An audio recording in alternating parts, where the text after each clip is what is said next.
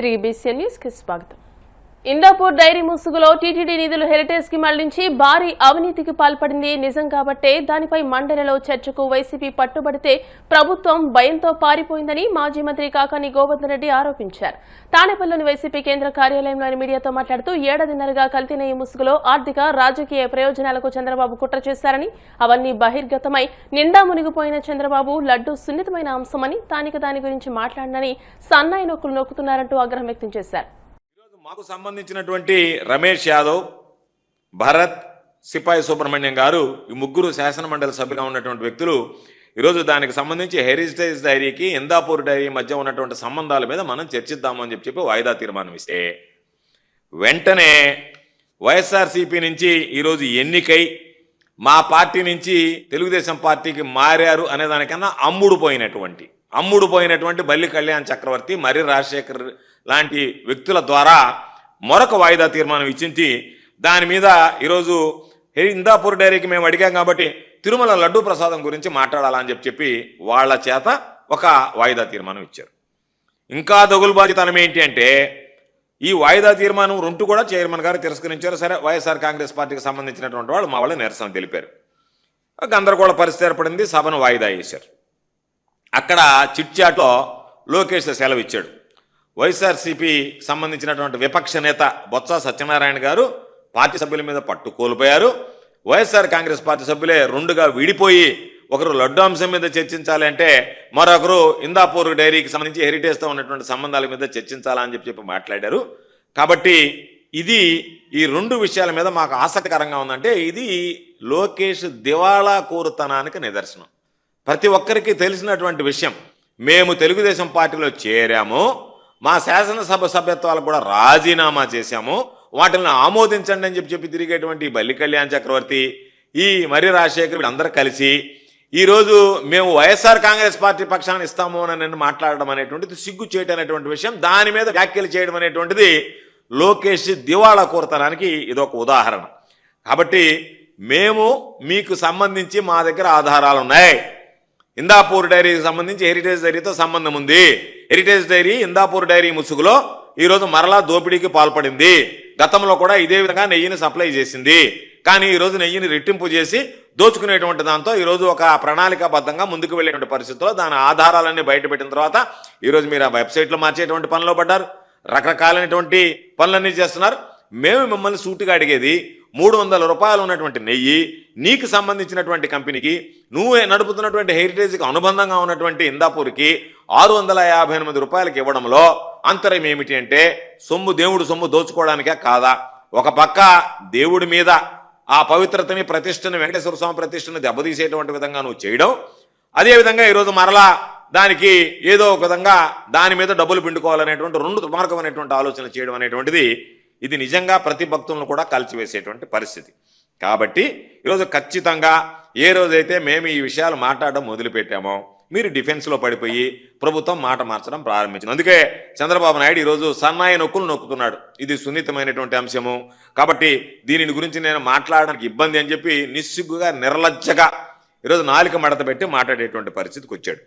ఇంకా ఈ విషయంలో ఇంకేం మాట్లాడను అని చెప్పి అంటూనే, కబుర్లు చెప్తూనే తన అనుకూలమైనటువంటి మీడియాలో ఈరోజు ఏదైతే వైఎస్ఆర్ కాంగ్రెస్ పార్టీకి సంబంధించినటువంటి శ్రేణులు, నాయకుల దగ్గర నుంచి ఈరోజు చట్టసభలో ఉన్నటువంటి శాసనసభ్యులు కావచ్చు, శాసనమండలి సభ్యులు కావచ్చు, పార్లమెంట్ సభ్యులు కావచ్చు, మాజీలు కావచ్చు, వీళ్ళందరూ మాట్లాడేటువంటి వాటికి సమాధానం చెప్పలేక, చెప్పడానికి ముఖం రాక, చెప్పడానికి మీకు నోట్లో నుంచి మాటలు లేక, మీరు చేసినటువంటి ఈ అపవిత్రమైనటువంటి పనులు, మీరు చేసినటువంటి ఈ అవినీతి బయటపడుతుంది, బయట పడిపోయింది కాబట్టి మనం తప్పించుకోవాలనేటువంటి ఆలోచనతో ఏదో ఒక విధంగా చంద్రబాబు నాయుడు, పవన్ కళ్యాణ్ గారు వాళ్ళిద్దరు స్వరాలు మారడంతో పాటు వీటికి కౌంటర్ నేరుగా ఇవ్వలేక అనుకూలమైనటువంటి మీడియాలో, పత్రికలో రోజు ఏదో ఒక విధంగా రాయించేటువంటి పరిస్థితి ఏర్పడింది. కాబట్టి ఈరోజు మేము స్పష్టంగా చెప్తున్నాం, అందరికీ అర్థమైపోయింది. కేంద్రంలో అధికారంలో ఉన్న బీజేపీ మహాత్మా గాంధీ పేరుకు ఆయన ఆశయాలకు తూట్లు పొడుస్తుందని ఏపీసీసీ అధ్యక్షులు వైఎస్ షర్మిల ఆరోపించారు. ఉపాధి హామీ పరిరక్షణ యాత్రలో భాగంగా ఉదయం నంద్యాల జిల్లా గోస్పాడు మండలం కానాలపల్లె గ్రామంలో సాయంత్రం సిరివెళ్లలో రచ్చబండ కార్యక్రమం నిర్వహించారు. కానాలపల్లెలో షర్మిల మాట్లాడుతూ మహాత్మా గాంధీని చంపిన గాడ్సే ఉపాధి హామీ పథకానికి మహాత్మా గాంధీ పేరును తొలగించిన ప్రధాని మోదీ ఒక్కటేనని మండిపడ్డారు. సిరివెళ్లలో మాట్లాడుతూ రాష్ట్రానికి ప్రత్యేక హోదా తీసుకురావడంలో, పోలవరం నిర్మాణం పూర్తి చేయడంలో మాజీ సీఎం జగన్మోహన్ రెడ్డి, ప్రస్తుత సీఎం చంద్రబాబు విఫలమయ్యారని ఆరోపించారు. కాంగ్రెస్ పార్టీ మాత్రమే పేదల గురించి ఆలోచన చేసిన పార్టీ. అలా కాంగ్రెస్ పార్టీ మహాత్మా గాంధీ పేరు పెట్టి ఉపాధి హామీ పథకాన్ని తెచ్చింది కాంగ్రెస్ పార్టీ. ఇప్పుడు మహాత్మా గాంధీ పేరు కూడా తీసేస్తారట ఈ బీజేపీ కొత్త చట్టంలో. ఎలాగైతే మహాత్మా గాంధీని ఒక ఆర్ఎస్ఎస్ సభ్యుడు నాథురామ్ గాడ్సే చంపేశాడో, అలాగే మహాత్మా గాంధీ పేరు ఉన్న ఈ ఉపాధి హామీ పనిని నరేంద్ర మోడీ గారు చంపేస్తున్నారు. నాథురామ్ గాడ్సేకి నరేంద్ర మోడీకి పెద్ద తేడా లేదు. ఇద్దరు గాంధీని, గాంధీ ఆశయాలను చంపేస్తున్న వాళ్ళే. ఇప్పుడు జాబ్ కార్డుల మీద గాంధీ తాత బొమ్మ ఉందట, ఇక మీదట ఆ బొమ్మ ఉండదు. నరేంద్ర మోడీ బొమ్మ ఉంటది కావచ్చు, లేక గాడ్సే బొమ్మ ఉంటది కావచ్చు. ఒక పథకాన్ని కూనీ చేయటం లేదు, ఈ పథకంలో ఉన్న సారాన్ని మొత్తము తీసేస్తున్నారు. కాంగ్రెస్ పార్టీ తెచ్చిన ఉపాధి హామీ పనికి ఇప్పుడు బీజేపీ తెస్తున్న ఈ కొత్త చట్టానికి చాలా తేడా ఉంది. నక్కకు నాగలోకానికి ఉన్నంత తేడా ఉంటుంది. ఎందుకంటే రాజశేఖర రెడ్డి గారు కాంగ్రెస్ పార్టీ తెచ్చిన ఉపాధి హామీ పనిలో గ్రామానికి సంబంధించిన పనులు జరిగేవి.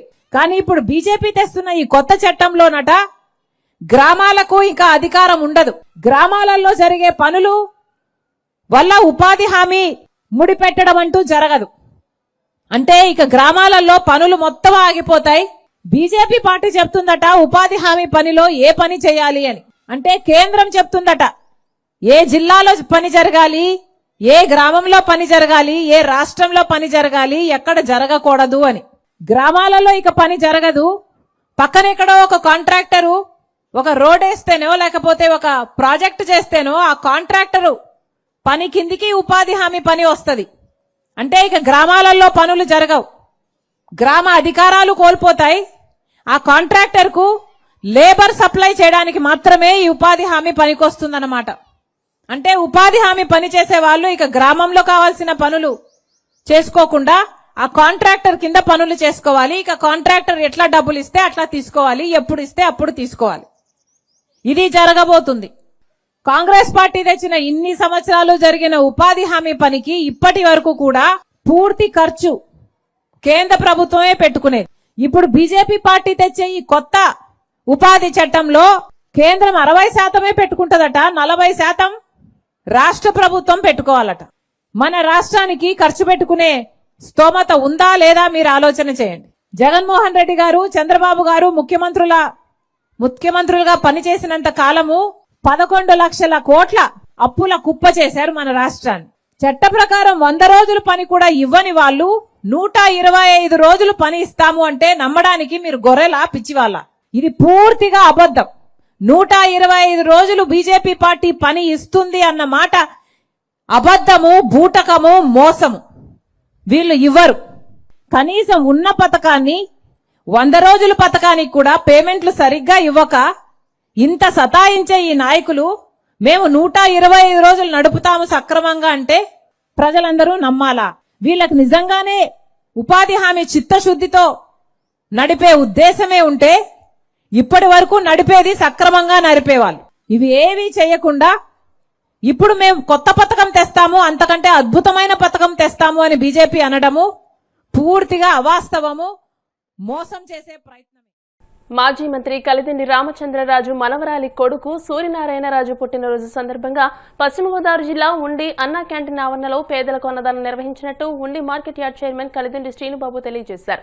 పత్తేపురానికి చెందిన చింతలపాటి సూర్యనారాయణరాజు కుమారుడు రాజు, ఆయన కుమారుడు శేఖర్ రాజు, ఆయన కుమారుడు రఘువర్మ, ఆయన కుమారుడు సూర్యనారాయణరాజు పుట్టినరోజు వేడుకలు అన్నా క్యాంటీన్ ఆవరణలో జరిపినట్టు ఆయన తెలియజేశారు. క్యాంటీన్ ప్రారంభం కాకుండానే నిత్యం 400 మందికి అన్నదానం చేయడం శుభపరిణామని అన్నారు. దీనికి ఆద్యులు డిప్యూటీ స్పీకర్ ఉండి ఎమ్మెల్యే కనుమూరి రఘురామకృష్ణరాజు అని అన్నారు. గత 20 రోజులకు పైగా దాతల సహకారంతో ఈ కార్యక్రమం జరుగుతుందని అన్నారు. గురువారం జరిగిన అన్నదానంలో మాంసాహారంతో సంపూర్ణ విందు భోజనం పెట్టామని అన్నారు. ఈ కార్యక్రమంలో ఉండి మండల టీడీపీ అధ్యక్ష కార్యదర్శులు Karimeraka Nagaraju, Kallepalli Satish Raju, MC vice chairman Edavalli Venkateswararao, మాజీ మండల అధ్యక్షుడు కరిమెరక శ్రీనివాస్, టీడీపీ మాజీ జెడ్పీటీసీ కాగిత మహంకాళి, గంధం బుజ్జి, నరేష్, కర్రి శ్రీను, నల్లవల్లి, చనంశెట్టి నాగరాజు, కూటమి నాయకులు తదితరులు పాల్గొన్నారు.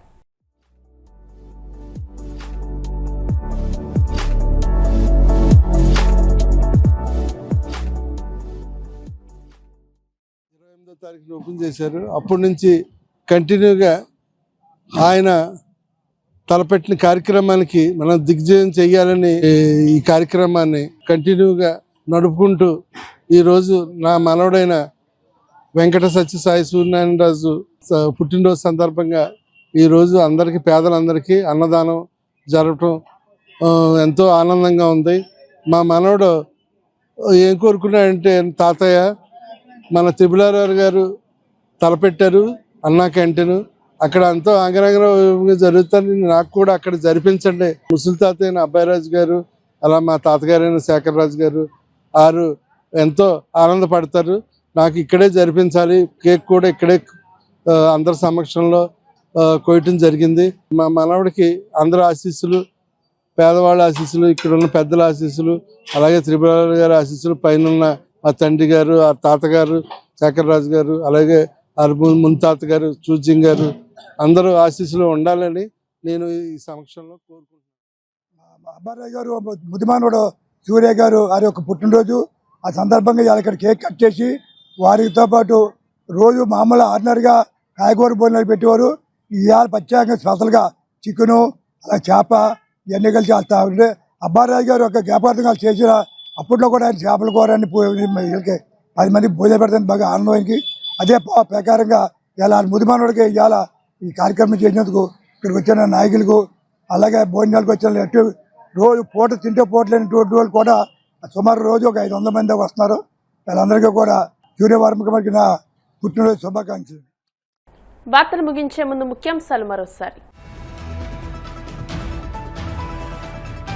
అసంపూర్తిగా ఉన్న కర్నూలు క్లస్టర్ వర్సిటీ పనులు పూర్తి చేయాలని కోరిన పాణ్యం ఎమ్మెల్యే, వచ్చే విద్యా సంవత్సరం నాటికి పూర్తి చేస్తామన్న మంత్రి నారా లోకేష్. మండలిలో హెరిటేజ్ పై వైసీపీ ఆరోపణలు తీవ్రంగా ఖండించిన మంత్రి అచ్చెన్నాయుడు, చీజ్ ప్యాకెట్లు చూపి నెయ్యి అని ప్రచారం చేస్తున్నారని బొత్సపై విమర్శలు. ఏడాదిన్నరగా కల్తీ నెయ్యి ముసుగులో ఆర్థిక రాజకీయ ప్రయోజనాలకు చంద్రబాబు కుట్ర చేశారు, విమర్శలు గుప్పించిన మాజీ మంత్రి కాకాని గోవర్ధన్ రెడ్డి. మహాత్మాగాంధీ పేరుకు, ఆయన ఆశయాలకు బీజేపీ తూట్లు పడుస్తోంది, తీవ్ర స్థాయిలో ధ్వజమెత్తిన ఏపీసీసీ అధ్యక్షులు వైఎస్ షర్మిల. ఈ వార్తలు ఇంతటితో సమాప్తం. మరిన్ని వార్తల కోసం BCN digital YouTube channel, Facebook page ని ఫాలో అవ్వండి. అప్డేటెడ్ వార్తల కోసం ప్లీజ్ సబ్స్క్రైబ్.